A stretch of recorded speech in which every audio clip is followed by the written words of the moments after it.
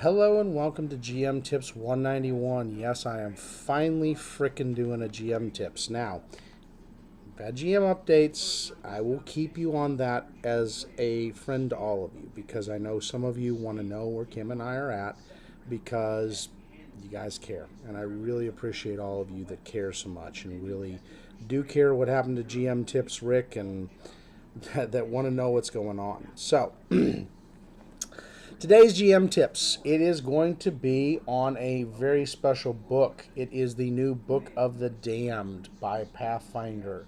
And actually, again, usable in most systems. The concepts themselves allow you to do a lot, and you can adapt them. And yes, you hear Forged in Fire in the background, so I'm watching that and doing GM Tips.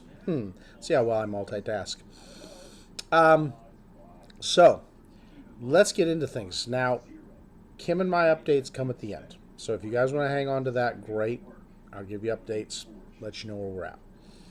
All right, so very first thing that I like about this book, they take basically 132 pages to go through the Demon Lords, the Devil Lords, the Daemon Lords, as well as the Quilliputh, as well as the Sakhil, and the Rakshasa, and the nascent demon lords, as well as the Kytons. So they really take the time to help you to understand these as religions. Now, why is that important? Well, some people like playing evil, okay? They just do. And I understand that. And so this gives them the ability, like the inner sea gods, to have the worships, what benefits and boons you get from worshiping your god and going through your acts of worship, which D&D and a lot of other systems leaves out, which I think is kind of sad. If you are a divine type, you should get benefits for doing these. Excuse me. They also have the evangelistic characteristics, the enforcers, and the, what's the other one? The evangelist, the enforcer, and then there's one other, ecclesiastical. And I love that they do that because now you get a taste. In the books before by Paizos for Golarion, you didn't get that. And most of the D&D books with their gods, they don't give you that. Most of the other systems, same type of thing. Dungeon World, 13th Age, they don't give you the benefits. Open Legend, they let you put it together. So you can take this book, which, by the way, let me show you the beautiful cover on it. I always love the cover of this. It hits it well. Because there's your nasties. There's Charon. There's our Demon Lordess of the Demons and Asmodeus. So they have all these in there. And they go into one of the most amazing books that I think is an artifact. It's called the Book of the Damned. So literally, this book is that book. It's showing you the things that the angel that was sent out from the heavens, he was the chronicler of good, bad, and indifferent, and it drove him kind of nuts. And he became a very gray angel afterwards because of the things you can't unsee. And the Book of the Damned was one of those books he wrote. And he would not let the lords of heaven destroy it. Now, mind you, here are the four horsemen. I love the four horsemen. There is pestilence, war, famine, and death. It's an amazing bunch. And so they go through the fiendish divinities. And those are all those deities. Those first 32 pages are devoted to those fiendish deities. Now, where does that help you? It helps you to flesh out a world with fiendish ones. And you can take them and incorporate them into your campaign. In fact, in some ways, I think that Pathfinder does a better job on its evil, malevolent deities than any other system does. I think they give them a lot of flesh, a lot of history, a lot of things that really make a difference. And so keep that in mind as you're working with this. This is something that it does for you, and it really makes them into some pretty scary individuals, okay? What else is going on with that? Well, they also have the Phoenix realms. So they go through hell, which, the 9 hells. Abaddon, where the Daemons are. Now, Abaddon is a bad, bad place. think about serial killers and all these other type of little nasties and just these psychopaths. That is a bad one at its finest, where they devour each other. The Abyss, where the Quilliputh and the demons still fight each other for the realms. The other fiendish realms, and then going inside the Book of the Damned. Now, what are the other fiendish realms? Let's take a look at that for a second.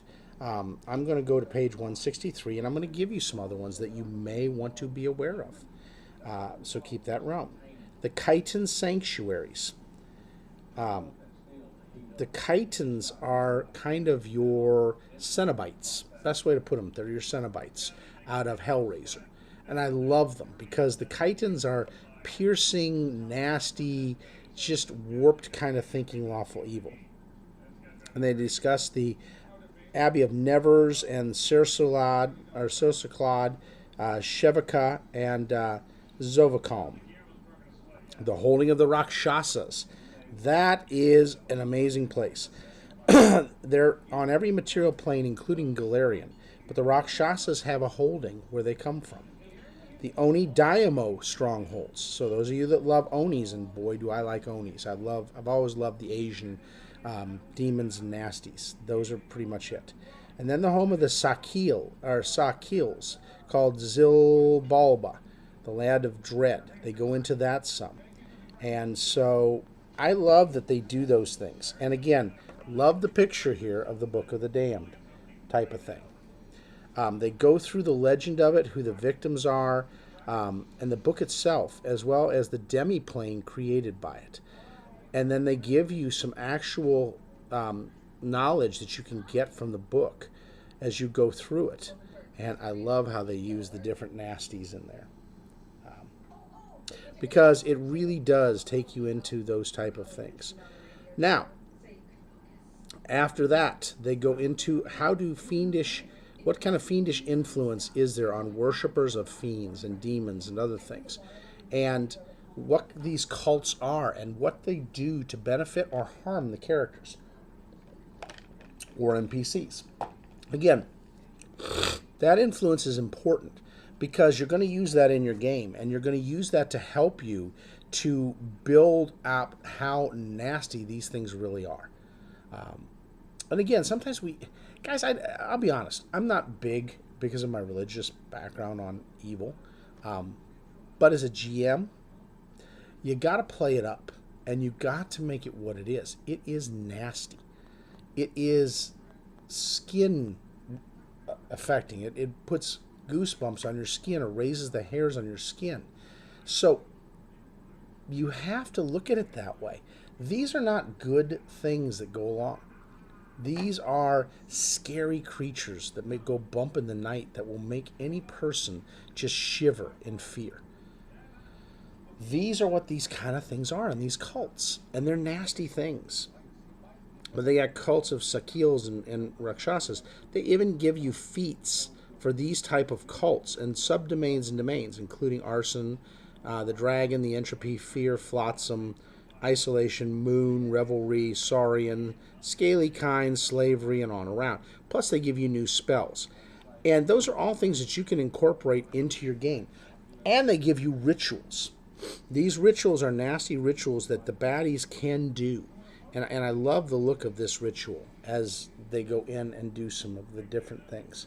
Because the rituals on page 188 go into just what these rituals are and how they affect the different people that are involved with them. Do they boost them? Do they not? Do they help them? Do they not? They give you magic items that are nasty, evil magic items that you can use in artifacts. And that's important. There's not enough of the evil artifacts out there. And then contracts. I love the section on contracts. Because remember, devils are about contracts. The Chelish Empire is about contracts. And what do those contracts do? How do you negotiate them? What kind of loopholes are there? How do they affect the characters? How do they affect a realm? What do they do? You got to remember, the fiends are masters of the contract. And they've got both diabolical, demonic, and demonic type of things. And then they have a amazing thing called a demoniac, which are the souls that worships daemons that slowly turns them into daemons. So the demoniac basically becomes that, and it becomes a class. It's a prestige class. They have the Diabolist prestige class that's in there. The Soul Rinker, or Drinker class. So they have some nasty prestige classes that'll make you chill a little bit. And they will raise the hairs on the back of people's arms. And I love that they've done this, because now as GMs we can incorporate this into some of these different things to give them aspects that are more powerful than before. And you want them to be unique. You really do. So keep that in mind as you go through this. That's kind of what it's doing. They've got a fiendish bestiary. I love that they go through and just give some different types of things. So here's all your devil tables and where to find them. They give you that. And they have some of them here and some in the bestiaries. They have the same for the Daemons. They have the same for the Demons and Aquilipoth and the Sakhil and all the others. So keep in mind, they're going through and giving you a compilation of what's there. So for a GM, it's really nice because you can go through and know the challenge rating on them. You can know what they are, where they're at, where to find them, and what do you do. And then so you got to remember they have Demodands, Kytons, Divs, Asuras, Dorves, Sakhils, Onis, Rakshasa, Aquilipoth. And again, they give you where to find them. So that's really the nice part about all this in these pages. And then they give you some new things like Larva Petitioner, Prey Petitioner, Terrorize Petitioner, the Nika Ramza Asara. I love that. Nasty looking thing. They have the Sepse Daemon. I like the Sepse Daemon. Just a nasty little thing to them. So they give you some new ones, and they give you quite a few, folks. I mean, there's page after page after page. So I'm already 256 pages in. And then they have excerpts from the book, which is really kind of cool. It's kind of soul chilling as you go through these. And then they give you realms. They go into the different realms a lot deeper.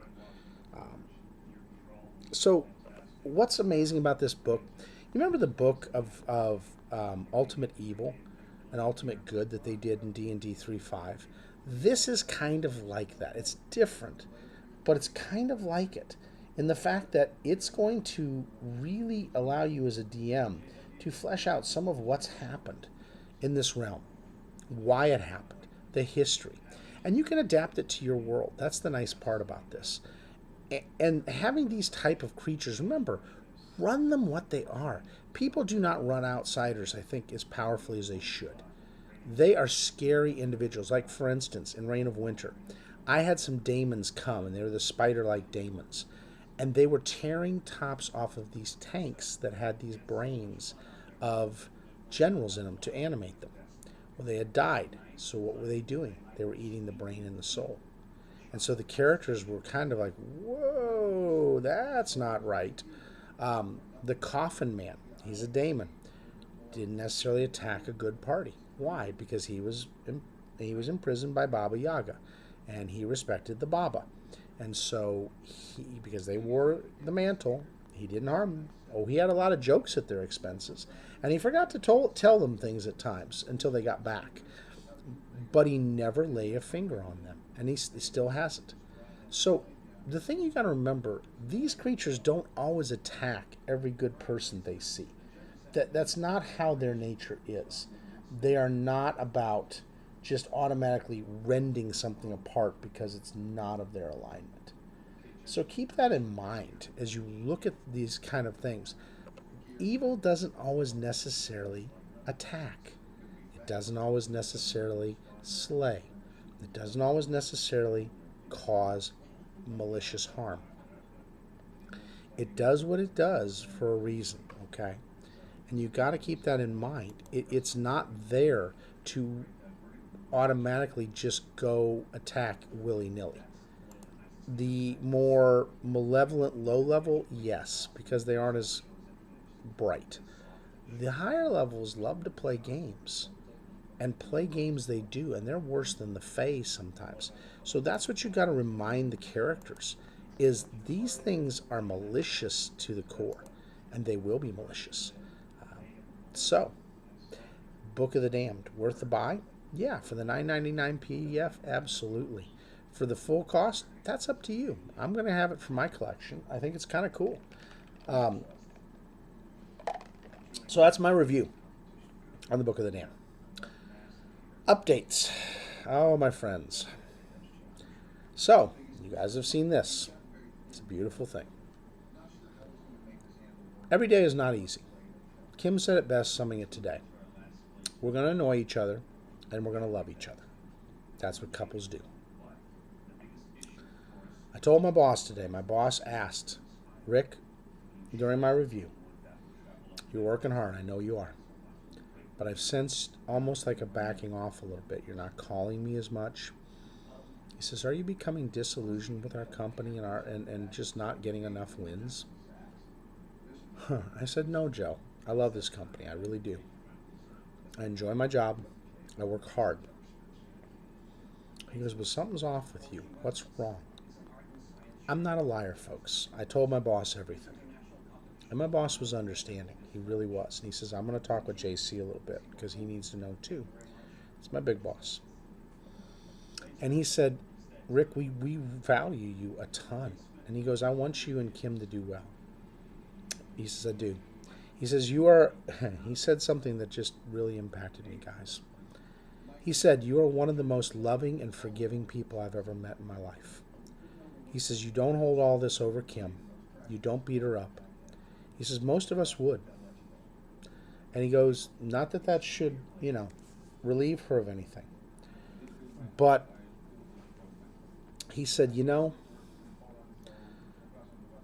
he says, just be careful. You're going onto this guy's ground in Ohio. And it's true, I am. I'm going onto his home turf. And yet I told Kim, I said, there's two things I ask. She goes, what's that? So number one, honor the promise. I said, no matter what. I said, I will. She goes, I will. I said, number two, back him off with his sexual comments. Guys, I'm going to say something to you right now, and this is as a GM, and please take it for this way. It is not appropriate, no matter how you're raised, to get sexual comments to your friends. It just isn't, especially female ones. It's not right. It's not funny, okay? It is disrespectful and hurtful.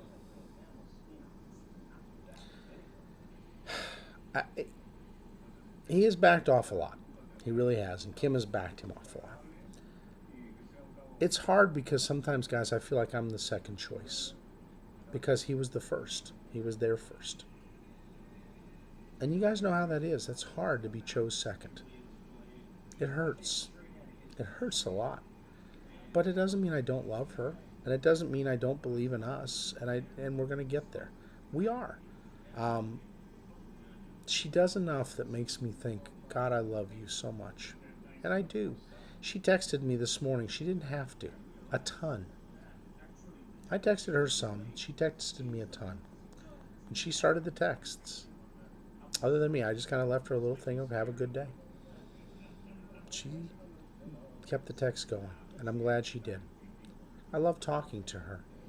She doesn't get that I love her texting me, talking to me, and she said, do you not understand, Rick? I was second to Pathfinder, to your job, to everything in your life for a few years, and it hurt me. I said, I get it, Kim, and I've changed it, and I have, folks. I don't make her feel she's second ever. She said to me, Rick, I want you to go back and do more Pathfinder. It's what you enjoy. She goes, I'm going back to my coloring and my hobbies. She goes, please go back to yours. She goes, I will remove I'm like, don't do that. Yeah, I'm not going to go where I was going to go with that. But you guys can think whatever you want. And I love her for it. And I am doing this because she prodded me. And yes, I will do more of them, folks. I love you guys. I really do. keep us in your prayers and thoughts and positiveness, that we come out stronger than we've ever been as a couple, that we get married, that we have a long and happy life. Yes, she's 26 and I'm 49. So what? Age means nothing to me, except if it's something illegal, then it does. But other than that, I love this woman with all my heart. I love her daughter. I can't imagine a life without her. I really can't. And she doesn't know that. I can't imagine it. She's not settling for second best. I love her so much, and she knows. I'm going to give her things that he can never, ever give her. But it is her best friend who is dying slowly. And it's hard for her. And she wants to be empathetic. But I have a feeling he's going to push her away. He's going to do stuff that's going to burn bridges at both ends. And it's just going to be the way it's going to be. What can you do? So, next GM tips will come soon, I promise. We will have more. All right? You guys are awesome. Thanks.